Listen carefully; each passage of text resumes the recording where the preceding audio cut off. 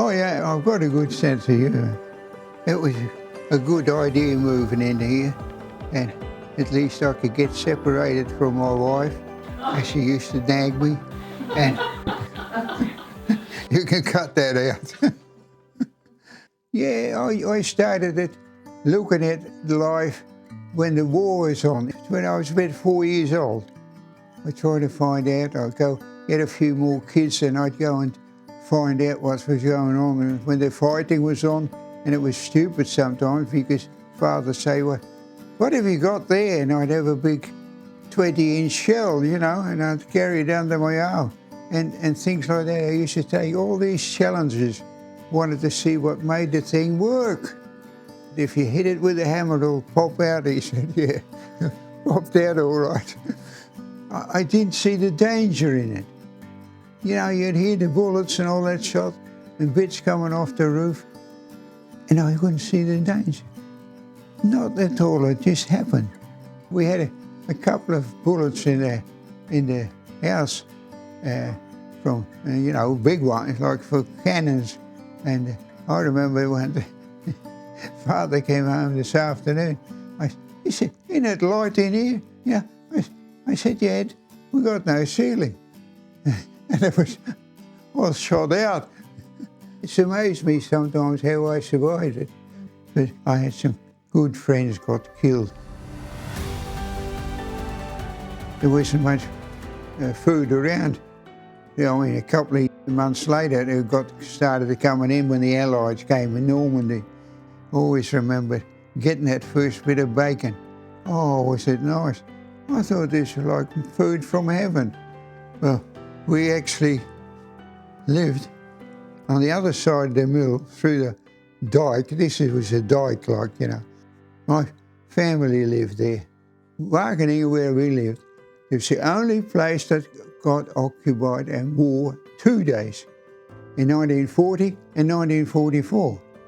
Well, you know, my great-grandfather started that bakery there. I was supposed to be the 5th in a row to get it, but I didn't like baking. I like to do work with tools, and I finished up a carpenter. When Father said, what do you think of Australia? It was like heaven suddenly came down on me. Yeah, it was like, oh, that was the greatest day of my life. I left Holland and came here. And it wasn't exactly easy in the beginning, but we battled through it. And I reckon it was the best thing that ever happened. That's your family? Yeah. I used to love work. And the boss used to say, how come, he said, when you finish your job, he said, you come and see me for another one. Because some of the other apprentices say, oh, we'll have a bit of a break here now. And I used to love working, and I still do.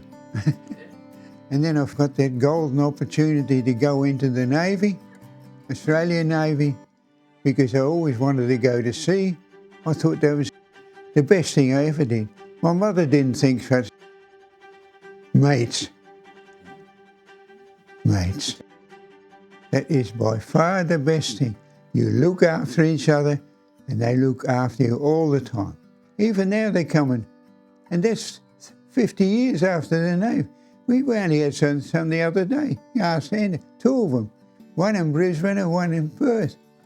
That mess we had, and that was in the chief's mess, was about as big as this room, and there was 28 people in there. Eat, sleep, and what they used to say, and farters. Some of them didn't want to play the game I wanted to play, but I might have been a bit awkward to get on with, but can't help that. I was the only one on the ship that had a movie camera, and there's 1,500 blokes on them, and so it was just, I had something special that, and we took a little bit of movie, but nowhere near enough really. For one, they were too expensive. How did you meet? My wife? Yeah. Too quick. I suppose after, 60 years of marriage, I've put up with it. Takes a long time to do it.